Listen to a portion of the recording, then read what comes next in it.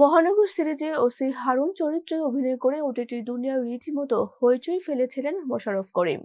এবার সিরিজ নয়, রূপালী পর্দার গোয়েন্দা পুলিশ পরিদর্শক হিসেবে আসছেন তিনি।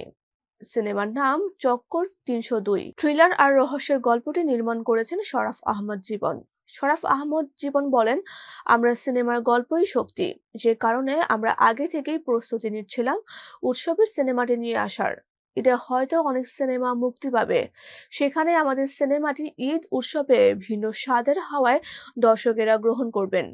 আমি আশাবাদী, আমরা সেভাবে প্রস্তুতি নিয়ে এগিয়ে যাচ্ছি।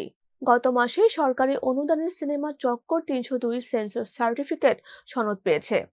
পরিচালক জানান, কোনো কাট ছাট ছাড়াই সিনেমাটি ইউ ক্যাটাগরিতে সনদ পেয়েছে। এটি সব বয়সী দর্শক দেখতে পারবেন।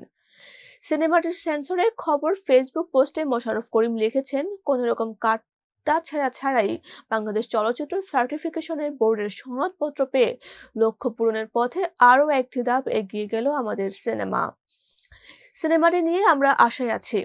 সিনেমাটি নিয়ে দেখা হচ্ছে খুব শীঘ্রই। পরিচালক জানান, সিনেমায় গোয়েন্দা পুলিশ পরিদর্শক হিসেবে দেখা যাবে মোশাররফ করিমকে। মূলত খুনের তদন্তের পাশাপাশি মানবিক একটি গল্প এতে উঠে এসেছে। সেই গল্প তদন্ত কর্মকর্তাকে ঘিরেই এগিয়েছে।